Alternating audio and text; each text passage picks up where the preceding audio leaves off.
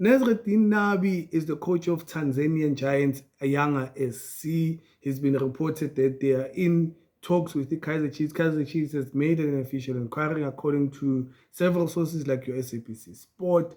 They're saying that he actually he's requesting he has a few demands of his own. He wants to have his own technical team.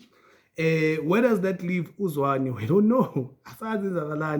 Nazi say ever, we just been following the papers. We're just waiting for an official because the Kaizer Chiefs has been quiet about this thing. Hello, welcome once again to the channel. This is your boy Walter on the Diski channel. Thank you so much again for the love and support you keep showing me. I really appreciate it. Please don't forget once more to like, subscribe, and click on that notification bell for more of these episodes. Whenever they drop, you'll be notified. Very quick, you'll be the first person to be notified. So yeah, let's get to it. What's going on in Nigeria? What's going on at the village, guys? Because for me, there's a lot of things that I don't understand. One moment we're chilling, we're thinking we're going to be just focused on the players because obviously we were of the opinion that Arthur Zwane is going to be given a chance. Maybe it's going to be his second season. And here I'm thinking, look, it was Mnike as a second assistant because when I went to online, I saw that Ace Cruze was actually made the second assistant coach. So I was thinking maybe Kaizer Chiefs, that's the one option they were thinking. Maybe they were happy with him because what we know so far, what we've gathered is that they didn't really have any expectations. Hashtag the rebuild. So they didn't have much expectations. They just wanted to maybe change a lot of things with the players that they've released and the players that signed, him being a new coach as well. Obviously, results fluctuating. We were thinking, hey, look, they're happy with everything. They want to give it a second chance. But now, all of a sudden, Kaizer Chiefs is inquiring about this high-profile coach. But who is this guy? So in a nutshell, just to summarize, what we know about him is Oguti. He's actually coached a couple of clubs in Africa. Apparently, he's coached the Al Ahly once upon a time. He's coached El Merrick. I think it's in El Merrick is where. I think it's in somewhere around Africa, maybe North Africa. He has actually coached Ismaili as well. It's in Egypt as well, and he has called the Al Hilal from Sudan, and also now recently he was a coach of Tanzania, the Tanzanian Giants Young SC. He's actually won a double treble where he comes from, and also they were the runners-up in the past season who conferred. They lost in the final. So that only tells you how big it is. That only tells you Oguti Kaizer Chief is not playing around. For me, it's a good inquiry for one. He's not Peter level, but he's one of the upcoming coaches. 58, so he's been there, done that. So it seems like now they actually making a U-turn. Seems like now Kaizer Chiefs is not really keen on keeping Uzwane for the coming season. It's strange because he's still the head coach. We just don't know what's going on. What we do know is now the responses from the reports is saying that the coach himself, if he were to accept this role, he would accept it on 3 conditions. He would like his own assistant coach, fitness coach, goalkeeper coach. I know it's 3. Strength and conditioning and an assistant coach. I don't know why is that the same.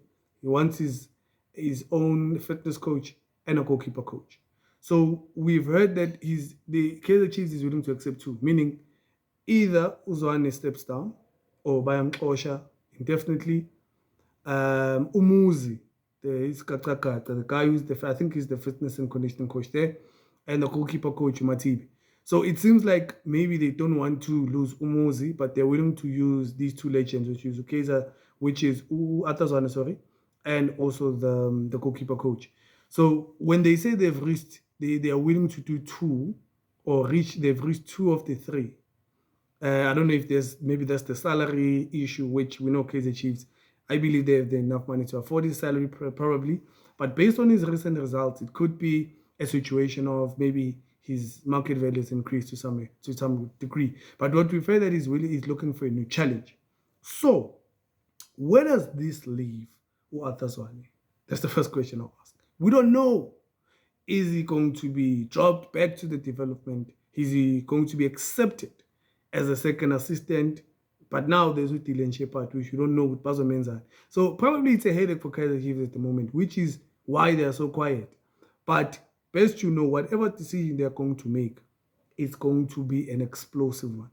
For me, I don't know, man. I'd like to say maybe it's forward thinking, but at the same time, I don't want to say it's same story as what's the same story, different script. Because it feels like now again they're going back to their old habits, which I've said in the past that they're at Kaizer Chiefs. I don't think it's a coaching problem, it's a management problem. Because seemingly they are now going back to the the short-term fix. Yes, he's a good coach, but also his demands. I'm not too sure if they're able to meet because the family there, it's a family business. I feel that they love to control almost everything. And when you come with a coach, looks arrogant, this guy, because he comes with results. He looks like a very outspoken coach. And he's more used to actually, coaching big clubs. But with the problem with the cancer there is, there's a lot of influences, and in the past we've had a lot of coaches telling us a lot. Because in case of Chiefs, yes, you can coach there. Sharp. There's a lot of influences there. Okay, Arthur Zwane is because he's been there for so long. I guess that's why he survived, and it doesn't feel like it scares them in any way. But the way they do business, man, I don't know. Because now I'm starting to have a different tone because it's what I've been saying all along. That okay, Sharp, I'm tropeni. I know it's not their fault in what the coach is demanding, but obviously now you can't be tossing around people like that. And the fact that okay, Sharp, it is your business. You can actually fire a coach and all that. There's a bit of clowning going on for me. I don't know what sound negative, but it feels like they're not really, they don't know what they want, what they want. Because sharp, maybe this coach is good in terms of him accepting a project and they're giving it to him instead of Uzwan. But the headache would be if they lose Uzwan, in my opinion, that project is null and void because that person is going to come with his own philosophy. So he's going to his own, probably has his own players in mind. That's why he wants to come with his own technical team. And he still needs to understand the culture of the Kaizer Chiefs, which maybe this is where the negotiations are taking so long and we don't know anything. Probably didn't Shepard, maybe the person being kept. And what does one since he's the sheep shem. Development to find another position for him. So for me, there's a lot the Kaizer Chiefs needs to fix. I think it's high time they understand that it's not really about a high-profile coach coming into that mold and fixing whatever things that need to fix. There's a lot of things that managerially, it feels like they are starting over, but they're still not making the right moves. I know everyone is excited about this coach, comes with a lot of results. How many coaches have come in there and they've still failed? So for me, I just don't want to burst people's bubble, but I just want to be careful because I really don't understand this move. Look, for me, I've said it. I think Zwane was introduced too early. He's not ready to hold such a brand as the Kaizer Chiefs, especially with them not winning anything in the past 8 years. So I don't think he's the only problem there in that club. The club has a lot of problems. But look, with the coach that's coming in, for me, maybe it's well-deserved. Let's give him a chance. But we just don't know because we've heard that these talks are also breaking down and whatnot. But for me, I feel the coach will not solve many of the problems Kaizer Chiefs has. But look, it's a good move if maybe he can come in and try to really give direction if he can. It's just that I'm not sure of his philosophy, but I've seen a bit of things. You know, I was trying to school myself and understand what kind of philosophy does he play. So hopefully this coach comes with a lot of things that can help them. Do I really think he can win them a cup? Hey man, look, for me, I think it's premature because they need to now make an official announcement. That's when I can tell you because already they've signed good players for him. But the question is, will he use him now?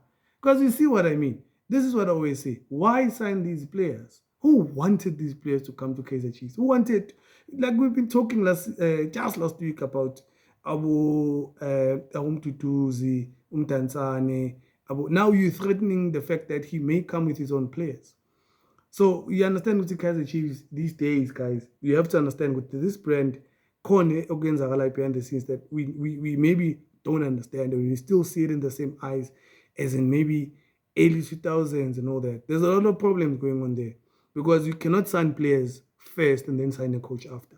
That's just on me because I feel that brings a lot of problems. A lot of players there may not be given the same opportunity that we thought they deserve. And it does cause friction in a way. And now, again, you're going to be wasting money because the player or the coach himself would have certain players in mind.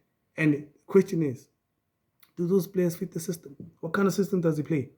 So, what kind of philosophy does he play? What if he's a defensive coach and you're bringing a Tanzania? You understand? So, for me, those are one of the things I wanted to reveal to you guys in saying, look, I don't mind the move itself. I don't mind them going out there and actually profiling coaches, which is a good thing. But please, if they're profiling coaches at this point, they don't have a choice. They have to keep Zwane as a second assistant so he can learn. If really they were serious about this rebuilding project that they're trying to do.